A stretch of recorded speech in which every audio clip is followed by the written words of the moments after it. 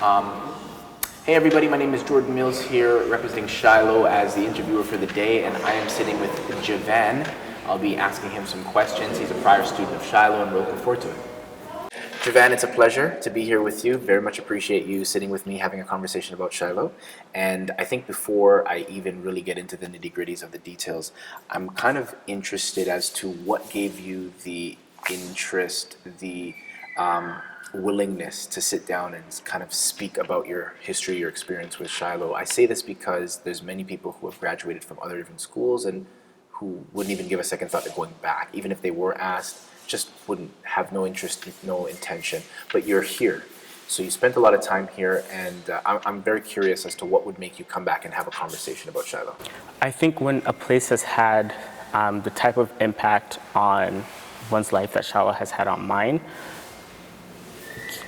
for me, I would feel ungrateful if I didn't. Shiloh's had such a, more than just foundational, I think a structural impact as far as my character is concerned, just a really large impact on my personal life. It's really made me who I am. Beautiful, beautiful. Okay, awesome. Well, that means you can sleep feeling grateful tonight because you're here and we're having the conversation. And you've been here for some time as a previous student. Yeah. While you were here. What age did you start? Sorry, what grade did you start, and what grade did you end up leaving? Junior kindergarten up until halfway through grade 10. Okay, so that's a good amount of Shiloh. Yes, sir. Okay, awesome. So you may have more than one answer to this question. I'll keep it singular, and if you decide to speak on multiple, that's absolutely fine. But would you say that you have a fondest memory of your time, your history, and the things that have happened in your years throughout Shiloh? I would. There's one specific standalone one that does come to mind. Of course, there are multiple ones that I do enjoy and look back on with fondness, but I think the absolute fondest memory I have, the apex moment for me, was when I was in grade 9.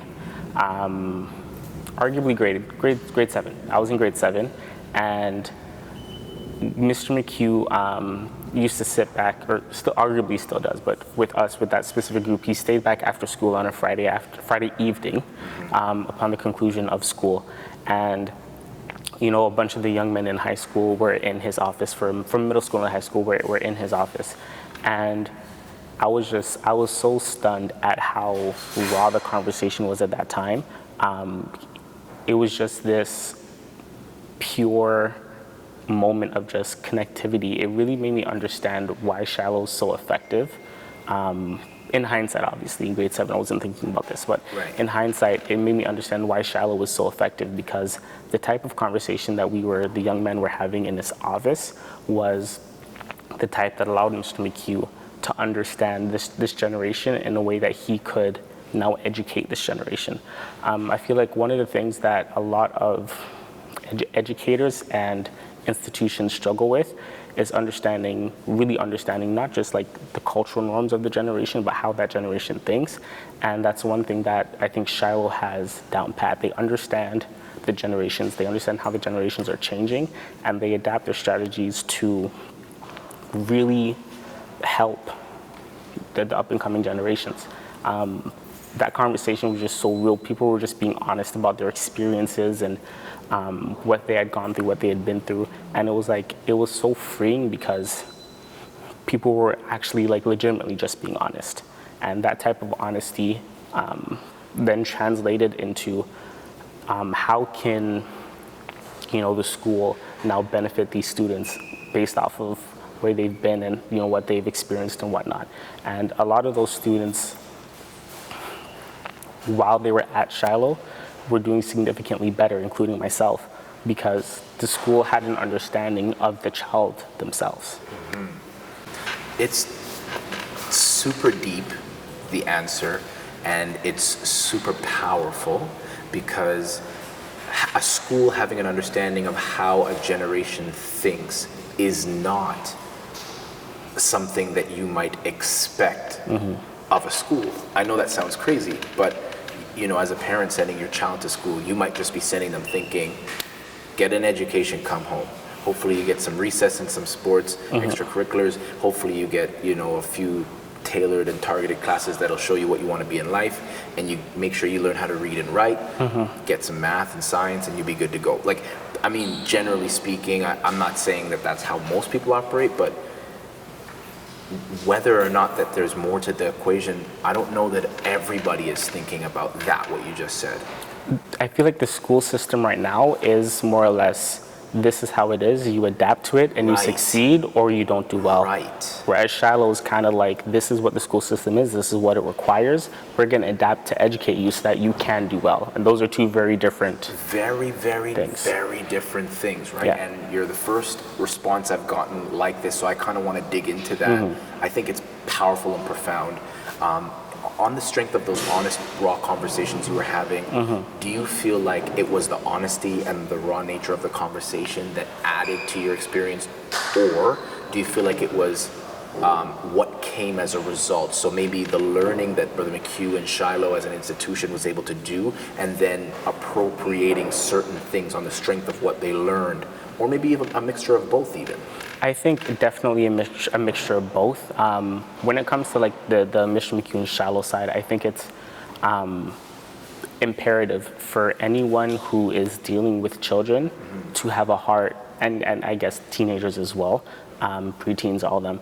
It's imperative for them to have a heart for them. Right. You see it often. There's a lot of people teaching kids or in the school system, and they're there for a paycheck. And when you work for a paycheck is very different than when you work for passion. Right. And because that passion is there, I feel like the drive to understand and influence change is there as well. I feel like as well, on a personal level, the honesty for those conversations was really important. One of the things I'm dealing with right now, I'm turning 26 this Sunday, actually. One of the things I'm dealing with right now is... Happy early birthday. Thank you very much, sir. But really understanding manhood. I feel like too many men are trying to figure out manhood, husbandhood, and fatherhood all at the same time, and are struggling in all three areas.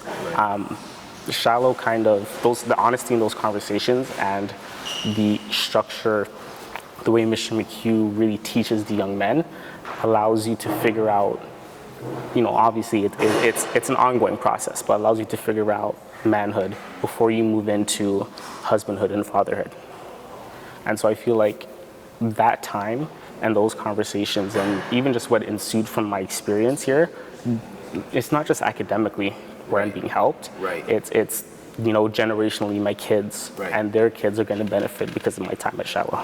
Right. And I think that's powerful and profound. I know that the people, whoever's watching this video, whether it be student, parent, teacher, whatever, audience, viewer, I really think that they're watching it based on the strength of the fact that they're looking into Shiloh, they're checking Shiloh out, maybe they're just looking at some of the content, and I believe this is a very powerful and profound point that you've raised. I don't want to overkill, but I'll ask one last question of course, just about this, and then we can kind of segue out of it. But in specific, you mentioned husband, father, man, and that honesty played a big part.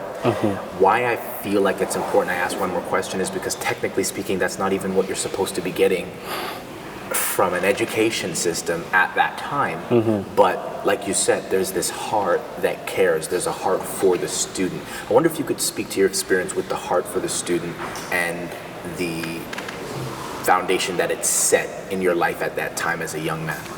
When it comes to, I think, being a Christian, I've seen too many Christians, unfortunately, pride themselves on their spiritual growth and their health is falling apart.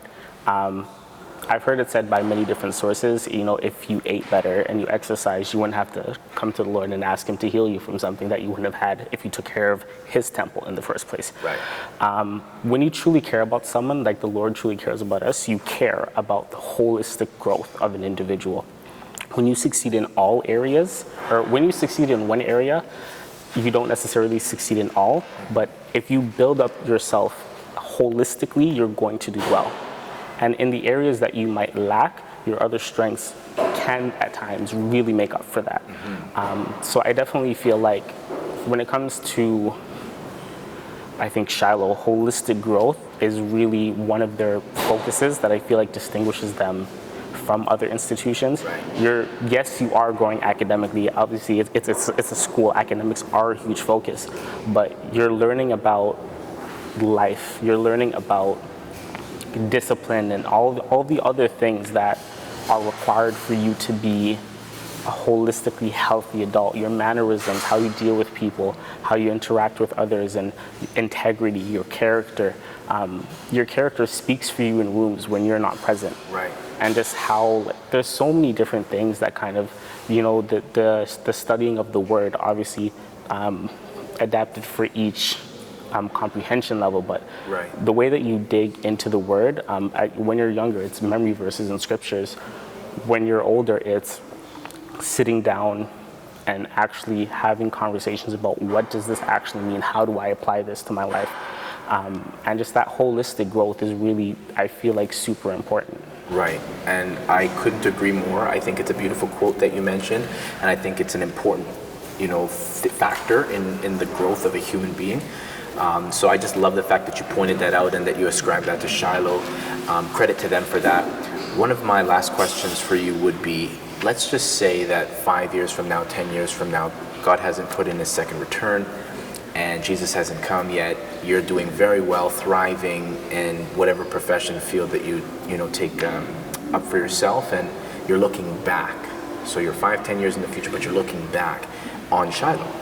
What do you want to see for Shiloh? What would you like to be able to say in that amount of time, and you're looking back to say, I'm so glad that this happened because maybe they're deserving, or maybe because I can tell that this is going to be a great impact or have a strong effect on those who get a chance to be a part? Right now, in order to speak to the future, I have to speak to the present.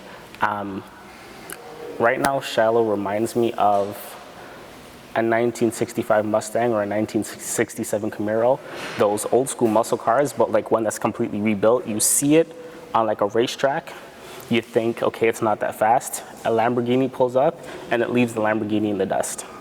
It's like, they call them sleeper cars because when you look at them, you wouldn't think that it's as fast as it is. Right. But in actuality, it's faster than, unless you're buying a Bugatti Veyron, they're faster. These cars are faster than those. Right. You know what I'm saying? So that's what I feel Shiloh is right now. I want Shiloh to get the building it deserves and the respect it deserves. I want, in the words of Birdman, I want respect on Shiloh's name. Shiloh's name. 100%. Right. I want Shiloh to get its credit because the impact it's having is, at the very least, equivalent to all of its competitors at a very minimum. Right. Minimum. Right. I just wanted to get its respect, and what comes with that respect, the building it deserves, the recognition it deserves, so that way it can continue to change and affect lives. Amen. I agree with that prayer, that prophecy, that spoken word into the future and into the atmosphere, and I claim hold of that for myself as well. I'm joining with you on that, and I think as a way to kind of bring it to an end for whoever's watching, I want to allow you the opportunity just to share one thing that you may want the viewer of this specific video right now in this moment to hear from your heart. Now, I say that, but I want to kind of just mention this. The viewer might be a parent, the viewer might be a student, the viewer might be a teacher, the viewer might be someone who's just casually strolling along and found Shiloh, and now they're just digging in and looking into some content and stopped by this video. You yourself, as somebody who's been here, what would you want that viewer to see about or hear about you? So just as a last question to wrap us up here, I think this has been a phenomenal kind of back and forth chit chat, and I think that on the strength of whoever might be watching, whether that's a parent, a student, a teacher, a viewer, somebody just checking into Shiloh, I would love for the last thing they hear from you to be something that you would like them to know about Shiloh from your perspective as a student who's been here for many years through different seasons of life and taken a lot away. What would you want whoever that viewer is at the very moment in time that they're watching, what would you want them to hear about Shiloh from your perspective? Shiloh is like a gym. When you're in the gym and when you're working out, it's towards something. 2, 3, 4 months, once you start seeing those results, you'll understand why the work you put in was put in, why the dietary changes that were needed were needed. You're working towards something. And Shiloh really is like a lifetime gym with a personal trainer.